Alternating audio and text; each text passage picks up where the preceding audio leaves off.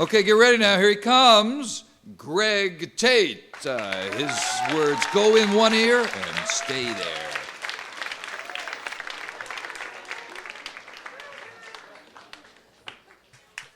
Say hello to all the gangster priestesses in the house. Got Peck T, who wants to get home, relieve her babysitter. Buddha blessed and Booyah blasted. These are the words that she manifested. Buddha blessed and Booyah blasted. These are the words that she manifested. A grim little sister in a black pleather raincoat. She stepped to the mic and said, repeat after me, there's no such thing as alternative hip-hop.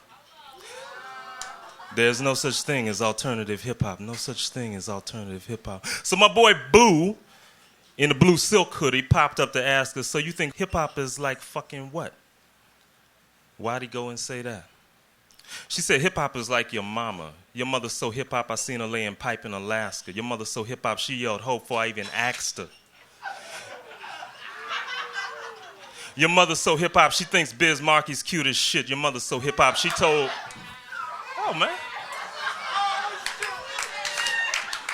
Your mother's so hip-hop, she thinks Biz Markie's cute as shit. Your mother's so hip-hop, she told you when it was time to get off your own dick. Next time you see mother, listen before you pop your weak speak.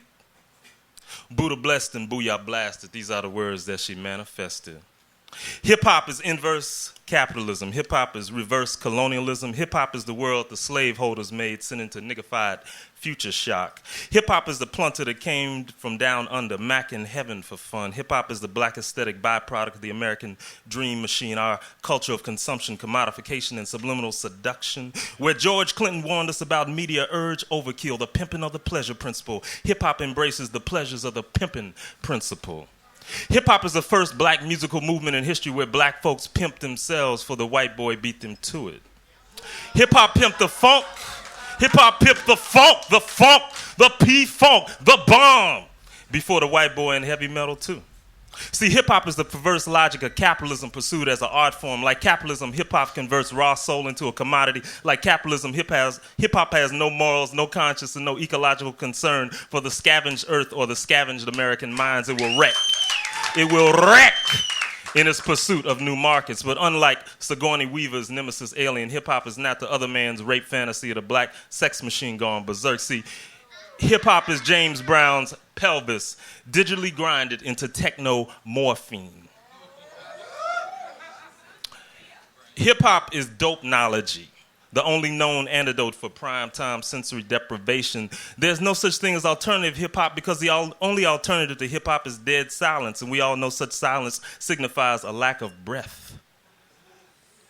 There's no such thing as good hip-hop and bad hip-hop, progressive hip-hop and reactionary hip-hop, politically incorrect hip-hop and hip-hop with a message. It's either hip-hop or it ain't shit. Hip-hop is beyond good and evil. Hip-hop is beyond life and death. Hip-hop was dead, but hip-hop reanimated. Hip-hop does not live on Yo MTV Raps. Hip-hop does not live on Yo MTV Raps. Where hip-hop currently resides is beneath the noise. Where all the fly girls and boys use hip-hop as a form of telemetry, telepathy, and telekinesis.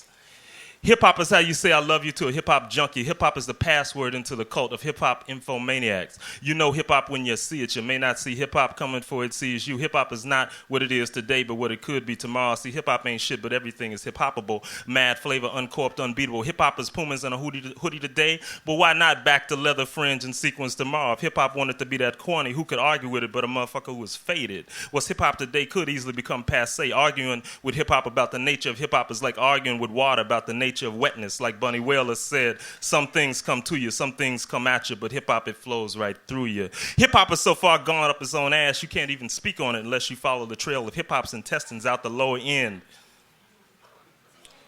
Hip-hop is the rattlesnake that bit off its own tail, then listened to the death rattle warning the head that it was swallowing up the body.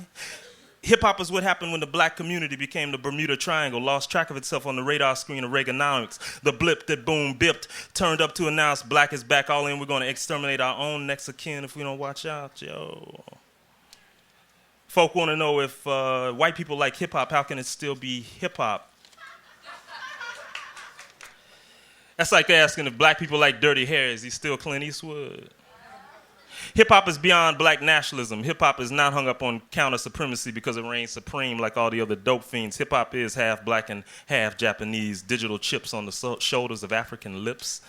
Hip-hop is black Prozac. Hip-hop is if you can't join them, beat them. If you can't beat them, blunt them. Hip-hop is black sadomasochism. Hip-hop is where the hurting ends and the feeling begins, or is that the other way around? Hip-hop is how we rip off the Band-Aids, pour saltpeter on the wounds. Hip-hop is Ralph Ellison, who once said the blues is like running a razor blade along an open sore. If it wasn't for bad English and hip-hop, I wouldn't have no blues at all. See, hip-hop is my black cat moan. Hip-hop is my black cat scan. Hip-hop is I need to stop. It's time for my medicine, time to face the music again. Buddha blessed, booyah blasted. These are the words that she manifested.